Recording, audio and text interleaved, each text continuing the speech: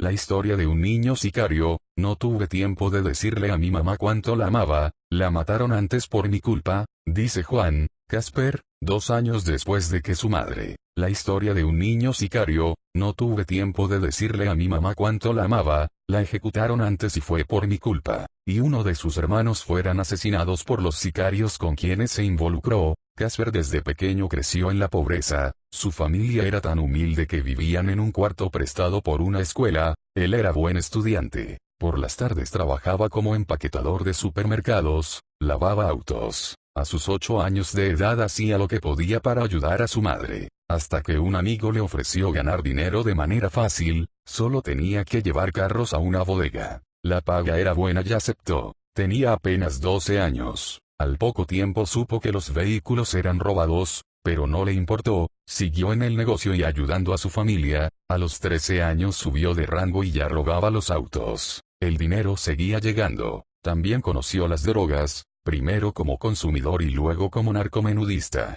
Su corta edad era el camuflaje perfecto para pasar inadvertido. Parte de sus actividades era colaborar en secuestros. Todavía era un niño, pero ya cargaba hasta 10,000 pesos en la bolsa, recuerda. Su familia dejó de vivir en una escuela y pudieron rentar una casa gracias al dinero que él aportaba. Su madre pensaba que trabajaba lícitamente. Con la ola de violencia en su esplendor, en Ciudad Juárez las bandas reclutaban permanentemente pistoleros, de preferencia menores de edad. Juan se volvió asesino a sueldo. En aquel tiempo un alto mando militar dijo que el crimen organizado buscaba jóvenes porque eran desechables, si los mataban o eran detenidos no pasaba nada, llegaban otros a las bandas. Casper fue capturado por las autoridades tras haber cometido un homicidio, se convirtió en uno de los 50 niños sicarios que actualmente llevan procesos por homicidio en el estado. Ya recluido, solo podía ver unos minutos a su mamá cada semana. Le dolía mucho ver cómo sufría por las carencias económicas. Con su sueldo de obrera en una maquiladora, apenas podía sostener a los 2 hermanos de Juan. Una mañana, Casper, de 15 años, recordó que su jefe en la banda le había dicho que tenía arreglos con altos mandos policíacos, que si algún día lo atrapaban, él lo sacaría de la cárcel. Con fe en que sería apoyado, le pidió a su madre que fuera a abogar ante el líder delictivo. La mujer confió y acudió ante el desconocido hombre. Nadie supo cuál fue la respuesta que recibió. Sin embargo, esa misma noche varios hombres armados ingresaron a la casa de la mamá de Casper y la asesinaron mientras dormía. También perdió la vida su hermano de 14 años, y al más pequeño lo dieron por muerto. Sobrevivió, pero a la fecha tiene una bala incrustada en la cabeza. Este 20 de noviembre es el Día Universal del Niño. Desde 1954, en 1989 se aprobó la Convención de los Derechos del Niño relativos a la vida, la salud, la educación y a jugar,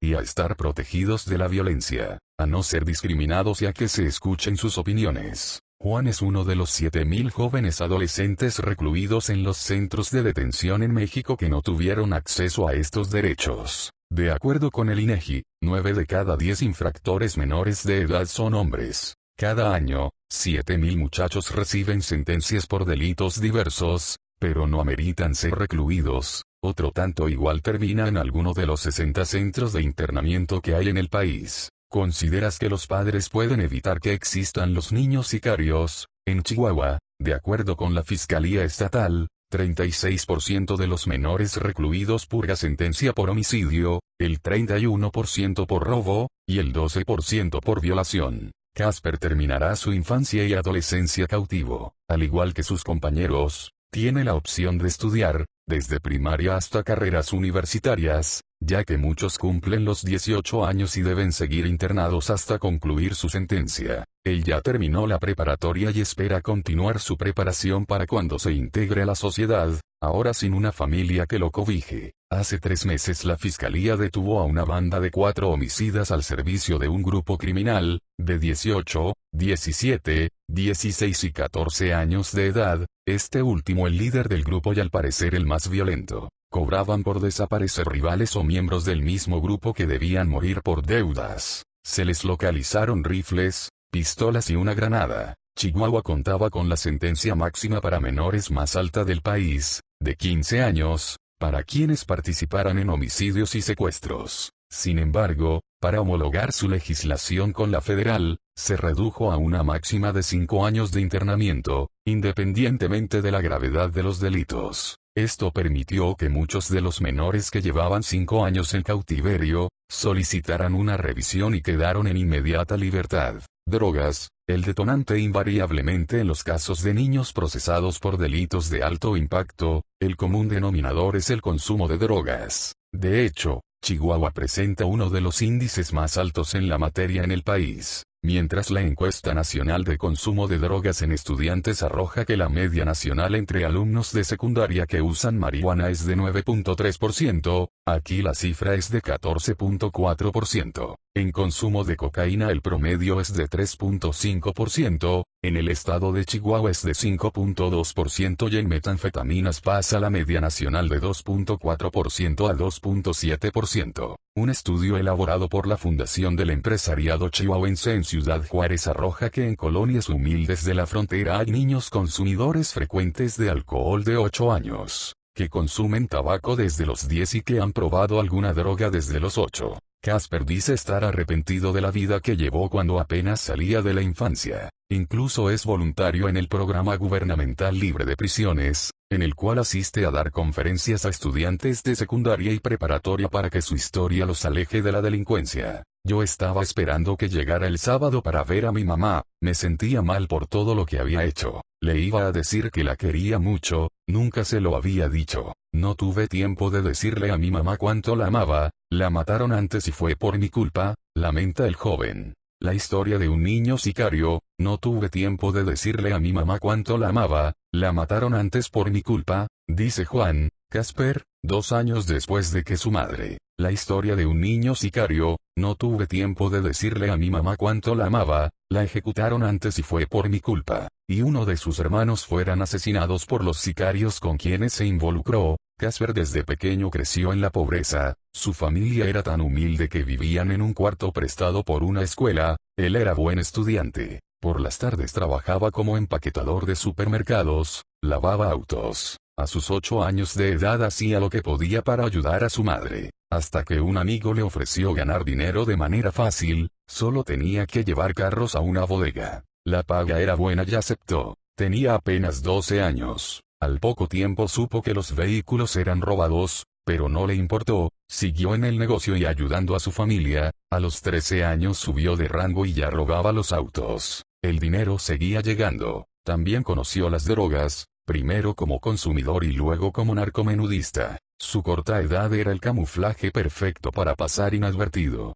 Parte de sus actividades era colaborar en secuestros. Todavía era un niño, pero ya cargaba hasta 10,000 pesos en la bolsa, recuerda. Su familia dejó de vivir en una escuela y pudieron rentar una casa gracias al dinero que él aportaba. Su madre pensaba que trabajaba lícitamente. Con la ola de violencia en su esplendor, en Ciudad Juárez las bandas reclutaban permanentemente pistoleros, de preferencia menores de edad. Juan se volvió asesino a sueldo. En aquel tiempo un alto mando militar dijo que el crimen organizado buscaba jóvenes porque eran desechables, si los mataban o eran detenidos no pasaba nada, llegaban otros a las bandas. Casper fue capturado por las autoridades tras haber cometido un homicidio, se convirtió en uno de los 50 niños sicarios que actualmente llevan procesos por homicidio en el estado. Ya recluido, solo podía ver unos minutos a su mamá cada semana. Le dolía mucho ver cómo sufría por las carencias económicas. Con su sueldo de obrera en una maquiladora,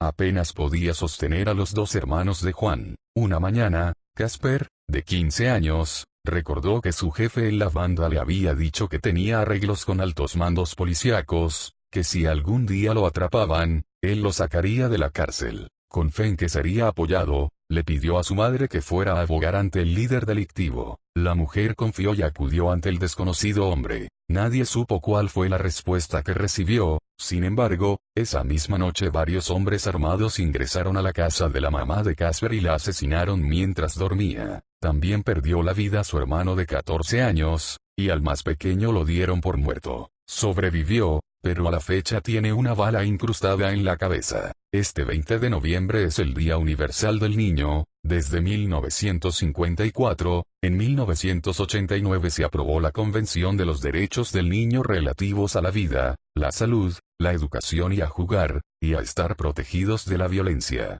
a no ser discriminados y a que se escuchen sus opiniones. Juan es uno de los 7.000 jóvenes adolescentes recluidos en los centros de detención en México que no tuvieron acceso a estos derechos. De acuerdo con el INEGI, 9 de cada 10 infractores menores de edad son hombres. Cada año, 7.000 muchachos reciben sentencias por delitos diversos, pero no ameritan ser recluidos. Otro tanto igual termina en alguno de los 60 centros de internamiento que hay en el país. ¿Consideras que los padres pueden evitar que existan los niños sicarios? En Chihuahua, de acuerdo con la Fiscalía Estatal, 36% de los menores recluidos purga sentencia por homicidio, el 31% por robo, y el 12% por violación. Casper terminará su infancia y adolescencia cautivo. Al igual que sus compañeros, tiene la opción de estudiar, desde primaria hasta carreras universitarias, ya que muchos cumplen los 18 años y deben seguir internados hasta concluir su sentencia.